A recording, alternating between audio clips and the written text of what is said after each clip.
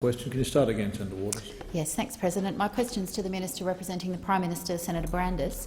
At the Paris Climate Conference, the Prime Minister paraded Australia's climate pollution reduction targets, woeful though they are. But a report today by land carbon expert CO2 Australia shows that increased tree clearing right around the country will undermine Australia's ability to meet our obligations under the Paris Agreement, and in fact would wipe out the abatement achieved under the Emissions Reductions Fund. In Queensland alone, land clearing has doubled since then Premier Newman axed our tree clearing laws, and the delay in reintroducing those laws is leading to further panic clearing. You've given out $670 million of taxpayers' money, but you're letting the bulldozers run rampant at the same time. When will this government step in to avoid that destruction, or is the Prime Minister happy for Australia to fail to meet its Paris climate reduction targets? The Attorney-General representing the Prime Minister, Senator Brandis. Well, thank you very much indeed, Senator Waters, for drawing my attention to that report. It's not a report with which I'm familiar, the report about tree clearing, which you've referenced, but I'll have a good look at it, and if I have further information, I'll get back to you. But on your broader point, Senator Waters, I can tell you that Australia will meet its obligations. In fact, Australia is running ahead of its obligations. Australia is running ahead of its targets. We subscribe to the Paris Agreement, aiming to keep global warming to well below 2 degrees, and also allowing some countries to pursue efforts to limit their increases to 1.5 degrees. 187 countries have already submitted emissions reduction targets covering 96% of global emissions. Now, Senator Waters, as I'm sure you know, Australia's 2030 target of 26 to 28% emissions reduction is comparable to similarly situated countries. It doubles our current target and it halves our per capita emissions. It's a point I've made to you before, Senator Waters, and you don't seem able to or willing to accept it, that Australia's per capita emissions reduction target is the second highest of any of the G20 nations. Our per capita emissions reduction target is the second most ambitious of all of the G20 nations.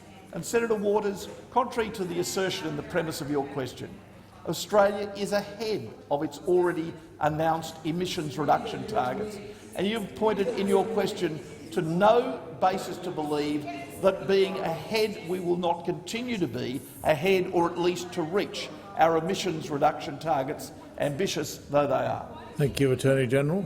Supplementary question, Senator Waters. Yes, thanks, Mr President. I look forward to Senator Brandis reading that report. As well as the enormous climate implications, tree clearing destroys wildlife habitat, causes erosion, leads to more runoff pollution into reef catchments, and denies farmers the opportunity to be paid a fair price for storing carbon. When will the federal government take real action on global warming that stops forests being cleared and supports farmers to improve their soils and protect precious vegetation? Attorney-General.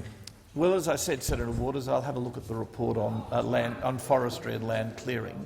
But, Senator, our ultimate good faith on this issue can be seen by the fact, as I said, I'm sorry to be repetitive, but as I said in answer to your primary question, we have adopted the second most ambitious per capita emissions reduction targets of any G20 nation. The second most ambitious, 26 to 28% reduction by 2030. And Senator Waters, we are meeting, and indeed we are exceeding. As of today, we are ahead of the targets that we had previously committed to. So that's the way, if I may say so with respect, Senator Waters, the way to test whether Australia is serious is in two ways: to ask how ambitious our targets are, and they're some of the most ambitious in the world, and to ask whether we've met or exceeded them, and we have. Thank you, Attorney-General. Senator Waters, final supplementary question. Yes, thanks, President. Those targets would still leave us as the largest emitter in the world per capita. But Australia only met its first targets. Order. On my right. Oh, so that's okay. On my right. That's okay then. Senator Waters. Yes, President. Can I ask that the clock be restarted? Yeah, just a moment. Order on both sides. Senator Waters, we'll start the clock again.